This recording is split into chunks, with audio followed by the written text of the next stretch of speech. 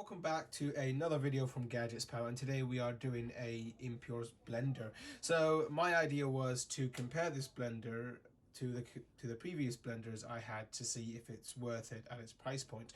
So this blender offers, just like any standard blender, two blendable bottles. Lid can be plugged into the end of the bottle. Stainless steel, removable, easy to clean.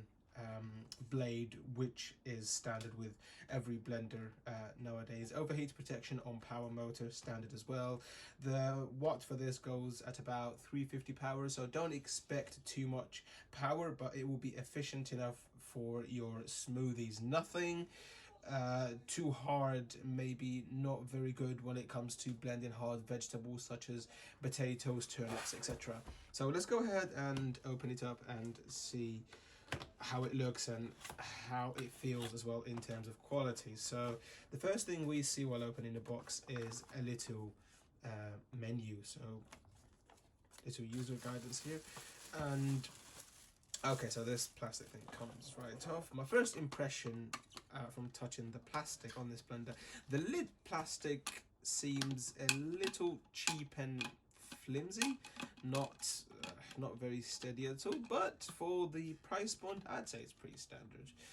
Easy to carry, you don't have to kind of tuck your fingers around it the whole time. I think this makes it a little bit convenient in opposed to other brands which don't have that, so that's a plus.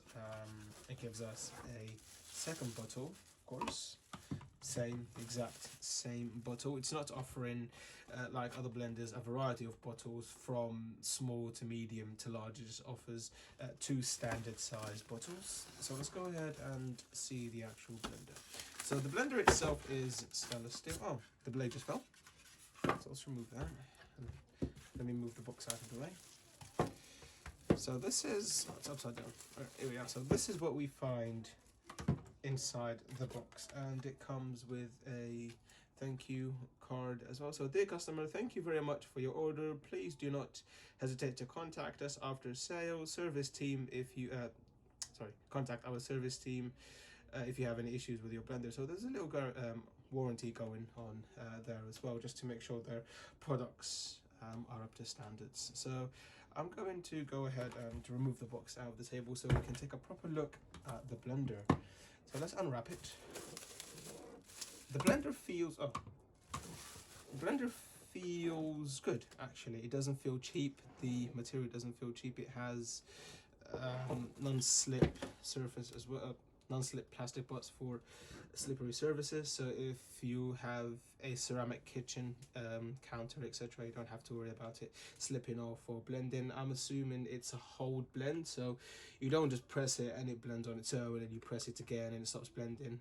You have to keep your hand on it just for safety reasons, and again, if the motor heats up, it'll just shut down on its own. Let's go ahead and take a look at the blade. So I'm assuming it's a four blade standard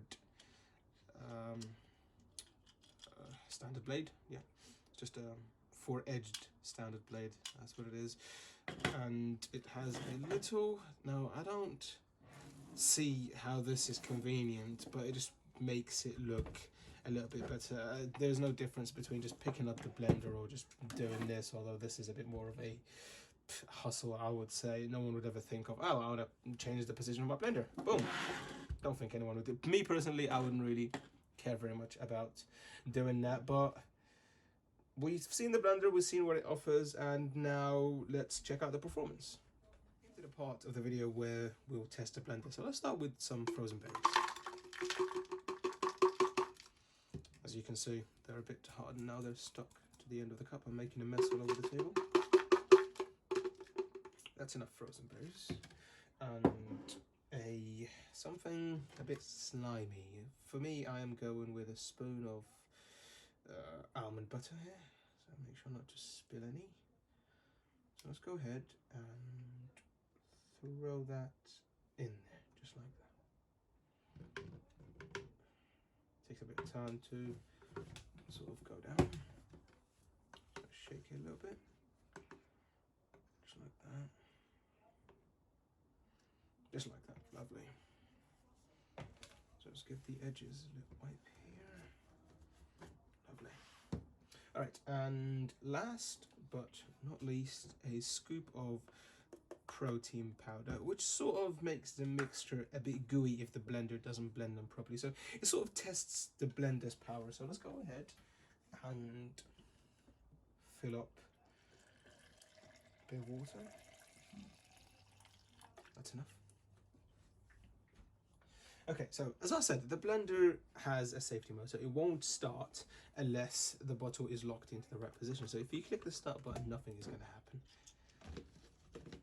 So let's go ahead, twist the cap, give it a little twirl, and plug in the bottle safely. So the moment you plug it in, some people think it's secure. It's not. It has a little sign here which shows you that you have to sort of give it a little nudge, and now it's secure. When it can't come out anymore, then it's secure. So let's go ahead and give it a blend.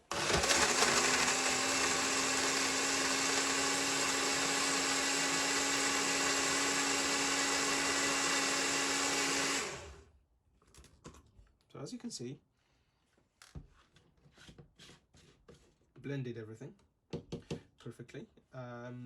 There's a little bit of almond butter stuck on there, so it's because of the power. The power is too low to actually bring it all together.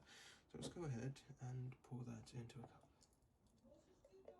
As you can see, it poured it smoothly except for the bits stuck. I think that's standard with most low power blenders. I think a blender such as NutriBullet or maybe a more complex blender would be able to get rid of that, but these very simple blenders don't go to that extent of power. So as you can see, blended my juice quite well. As there are a few chunks in there. Again, it's not the most powerful blender in the world, so you don't expect a smooth mixture, but it is blended enough for you to enjoy it. That'll be it for the video, guys. Make sure to leave a thumbs up and support us by subscribing. See you in the next video.